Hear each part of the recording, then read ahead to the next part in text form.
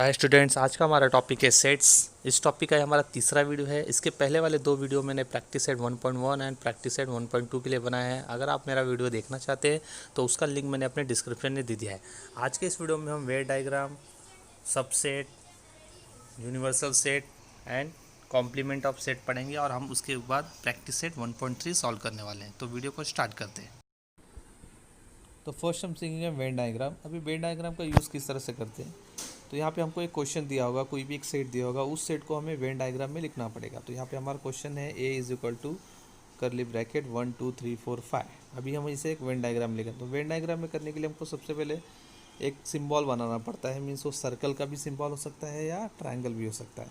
फिर उस सिंबल के अंदर, ये सर्कल के अंदर हमें उस एलिमेंट को लिखना पड़ता है, उस सेट का नाम देना पड़ता है। अभी जैसे कि यहाँ पे हमारे एलिमेंट है 1 2 3 4 5, तो हमने इस सर्कल के अंदर 1 2 3 4 5 को लिखा है और उस सेट का नाम भी दिया हुआ है। तो ये हमारा वेन डायग्राम। क्लियर है। नेक्स्ट है सबसेट। अभी सबसेट क्या होता है। If A and B are two sets and every element of set B is also element of set A, then B is the subset of A. अभी समझिए हमारे पास दो सेट है ए एंड बी। तो ए के एलिमेंट्स है 1 2 3 4 5 6 7 8 and B का जो एलिमेंट है वो है 2 4 6 3। तो यहाँ पे आप देख सकते हैं कि बी का जितना भी एलिमेंट है वो सब सेट ए में भी आ रहे हैं। तो बी क्या होगा, सेट ए का सबसेट होगा।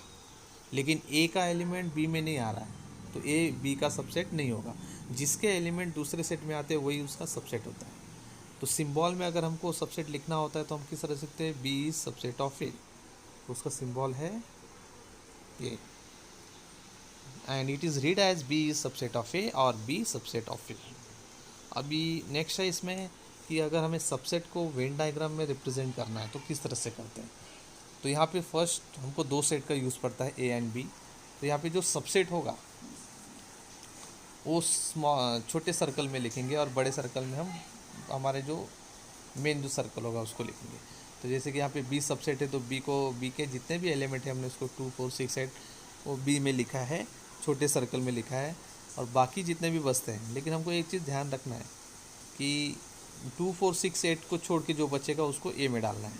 अभी जैसे कि वहाँ पे 1 3 5 7 रिमेनिंग बचा। तो ये हमारा वेन डायग्राम में सबसेट को रिप्रेजेंटेशन हुआ। नेक्स्ट है यूनिवर्सल सेट। इसका फर्स्ट डेफिनेशन देखते हैं। suitably chosen non-empty set of which all sets under consideration are subset of the set is called as a universal set। अभी जितने भी सब सेट आएंगे सब इसके अंदर आते हैं तो उसे हम यूनिवर्सल सेट कहते हैं। मीन्स ये सबसे बड़ा सेट होता है। तो universal set is denoted by capital you. अभी यूनिवर्सल सेट के लिए फिक्स एक कैपिटल लेटर यूज़ होता है you and generally represented by rectangle in Venn diagram. अगर हमें इसे वेन डायग्राम में अगर रिप्रेजेंट करना होता है यहाँ पे हमें रेक्टेंगल ही यूज़ करना पड़ता है, ट्रायंगल एंड सर्कल यूज़ नहीं कर सकते। अभी इसका हम एग्जांपल देखते हैं। A cricket team of 15 students is to be selected from the school and here all the students from school who play cricket is a universal set. अभी कोई भी स्कूल से हमें 15 स्टूडेंट्स का एक क्रिकेट खेलने वाले स्टूडेंट चाहिए। तो उस जितने भी स्टूडेंट होंगे उस स्कूल में जो क्रिकेट खेलते हैं वो सब किस में आएंगे, यूनिवर्सल सेट में आएंगे। And team of 15 cricket players is a subset of that universal set.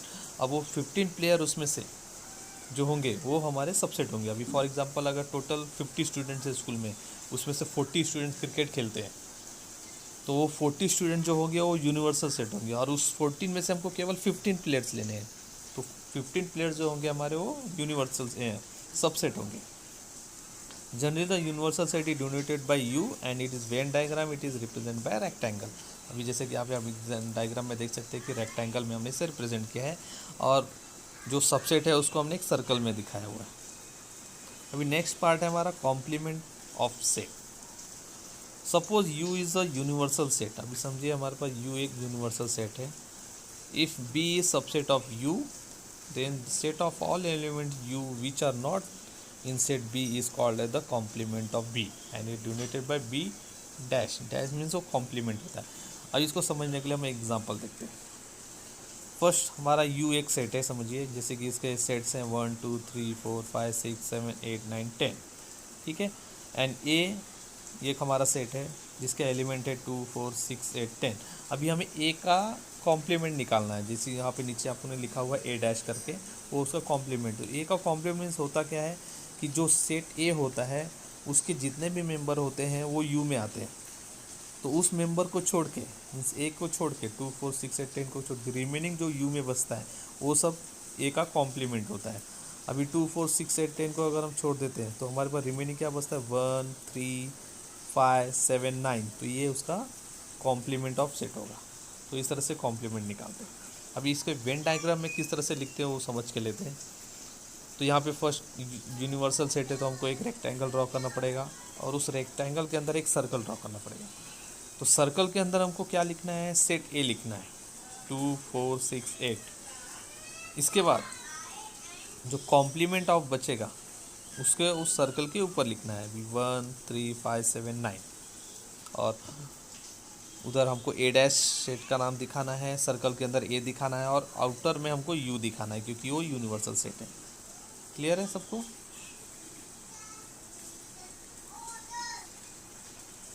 अभी नेक्स्ट हम प्रैक्टिस सेट 1.3 सॉल्व करते हैं। अभी जितना भी हमने चीज़ें सीखा, Venn diagram, subset, universal set and complement, अब सबका यूज़ यहाँ पे होने वाला है एक्सरसाइज में।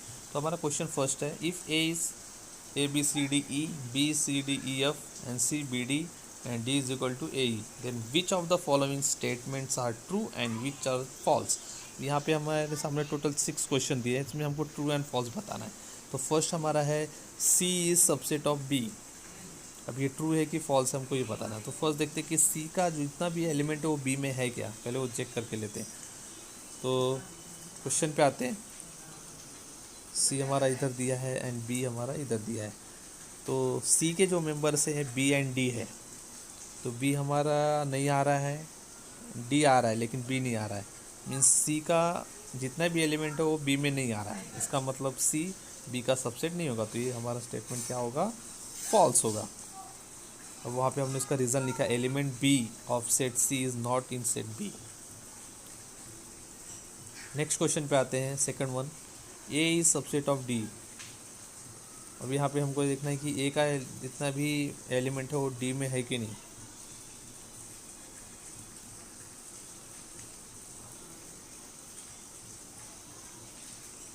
तो ए के एलिमेंट्स देते हैं एंड डी, तो ए का है ए बी सी डी ई और डी में केवल 2 ही ए ही, तो ए का तो पूरा डी में नहीं आ रहा, तो ये भी स्टेटमेंट क्या होगा हमारा, फॉल्स होगा।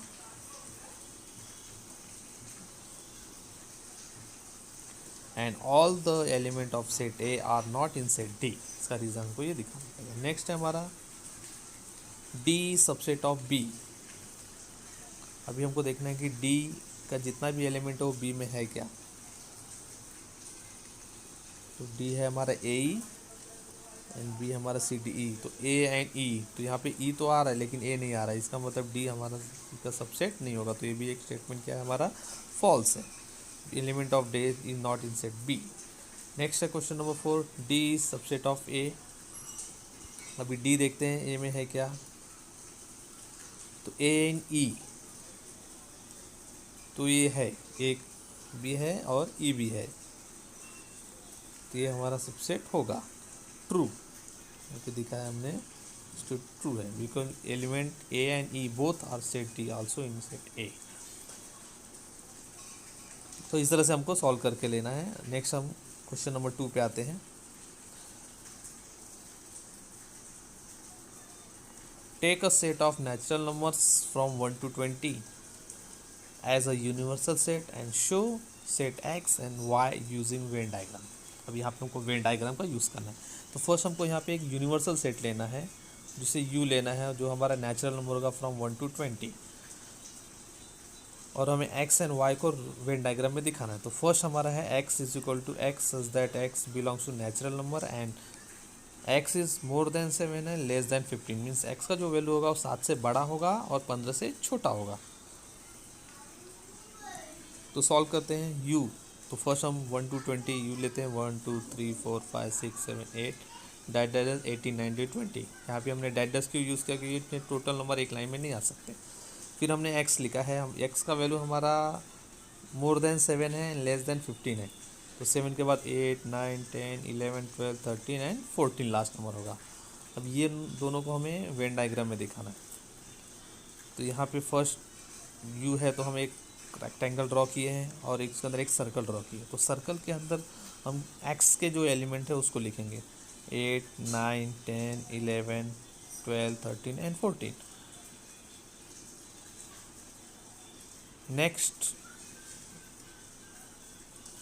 जो नंबर्स बचेंगे मीन्स 8, 9, 10, 11, 12, 13 को छोड़ के जो यू में दिखाई दे रहा है हमको, वो सब हमको रेक्टेंगल में दिखाएंगे। तो वहाँ पे होएगा 1, 2, 3, 4, 5, 6, 7, 8 नहीं लिख सकते क्योंकि 8 ऑलरेडी हमने यहाँ पे सर्कल में दिखाया हुआ है।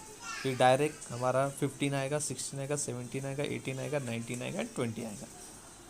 तो इस सेम ये मेथड से हम लोग सेकेंड वन करेंगे। तो सेकंड वन में भी यू हमारा 1 to 20 होगा, लेकिन वाई हमने यहाँ पे लिखा हुआ है। तो यहाँ पे क्वेश्चन में हमको वाई दिया हुआ है, Y such that Y belongs to natural number and Y is a prime numbers from 1 to 20। हमको 1 to 20 के बीच में जितने भी प्राइम नंबर्स वो बताएं। तो प्राइम नंबर की शुरुआत 2 से होती है। 2, 3, 5, 7, 11, 13, 19 ये हमारे प्राइम नंबर से। तो इसे भी हमको दिखाने हैं। तो यहाँ पे भी हम एक रेक्टेंगल ड्रॉ करेंगे और उसके अंदर एक सर्कल ड्रॉ करेंगे। तो सर्कल के अंदर हम वाई के एलिमेंट्स लिखेंगे 2, 3, 5, 7, 11, 13, 17 एंड 19। फिर ये ना वाई के छोड़ के जितने भी बचेंगे हम सब हमें उस रेक्टेंगल में दिखाएंगे। तो यहाँ पर भी हम 1, 2 नहीं लेंगे क्योंकि 2 ऑलरेडी हमने सर्कल में दिखाया हुआ है। 4, 6, 8, 9, 10, 12, 14, 15, 16, 18, 20। यहाँ पे एक चीज़ का ध्यान रखना है कि जो हमने सर्कल में दिखा दिया उसको वापस यहाँ पे नहीं लिखना है। Next question number third, u is 1, 2, 3, 7, 8, 9, 10, 11, 12 and p is 1, 3, 7, 10. Then show that set u, p and p complement by Venn diagram, and second one verify p complement the whole complement is equal to p। Second part में हमको proof करके दिखाना है और first part में हमको u, p and p complement को Venn diagram में दिखाना है। तो हमारे पास u एंड p दे दिया है लेकिन p कॉम्प्लीमेंट नहीं था, तो p कॉम्प्लीमेंट हमको फाइंड आउट करना पड़ेगा। तो सॉल्व करते हैं। तो फर्स्ट हम u लिखते हैं 1, 2, 3, 7, 8, 9, 10, 11, 12। Then p is equal to 1, 3, 7, 10। अभी हम p का कॉम्प्लीमेंट फाइंड आउट करेंगे p डैश। तो p को छोड़ के ये नंबर छोड़ के जितने भी नंबर हमको u में दिख रहे हैं वो सब इसमें आएंगे। तो 1 नहीं आएगा, 2, 8, 9, 11 एंड 12 ये हमारा p कॉम्प्लीमेंट होगा। तो हम इसे वेन डायग्राम में दिखाना है। तो फर्स्ट हम एक रेक्टेंगल ड्रॉ करेंगे और उसके अंदर एक सर्कल ड्रॉ करेंगे। सर्कल में हम सेट p को लिखेंगे जितने भी एलिमेंट है। तो 1, 3, 7, 10 और उस रेक्टेंगल के अंदर p कॉम्प्लीमेंट को लिखेंगे 2, 8, 9, 11, 12। तो ये हमारा, अब उस सर्कल के अंदर हम p नाम देंगे और यहाँ पे p डैश और आउटर में हम लोग u नाम देंगे। इसका सेकंड पार्ट देखते हैं, प्रूफ पार्ट। तो u is equal to 1, 2। Second part हमारा प्रूफ पार्ट है। तो यहाँ पे हमको p complement the whole complement is equal to p proof करना है। तो फर्स्ट यहाँ पे हमने u लिखेंगे 1, 2, 3, 7, 8, 9, 10, 11, 12। Then p is equal to 1, 3, 7, 10। ये p को हम इक्वेशन नंबर 1 देंगे। Then p complement is equal to 2, 8, 9, 11, 12। अभी हमें p कॉम्प्लीमेंट का कॉम्प्लीमेंट निकालना है। तो p कॉम्प्लीमेंट में जितने भी एलिमेंट है उस सबको छोड़ के जो u में बचेगा वो हमारा p complement the whole complement होगा। तो 2, 8, 9, 11, 12 को छोड़ के जितने भी आएंगे तो 1, 3, 7, 10 ये हमारा p complement the whole complement होगा। तो इक्वेशन नंबर 2 निकले। अभी आप देख सकते हैं कि 1 and 2 both are same. Then p complement the whole complement equal to p from equation 1 and 2। ये हमारा प्रूफ हो गया। अभी क्वेश्चन नंबर 4 जो है वो सेल्फ स्टडी है। Means a is equal to 1, 3, 2, 7 A हमको उसके एलिमेंट दिए हैं। Then write any 3 subset of A. हमको अपने मन से कोई भी 3 सबसेट लिखने हैं।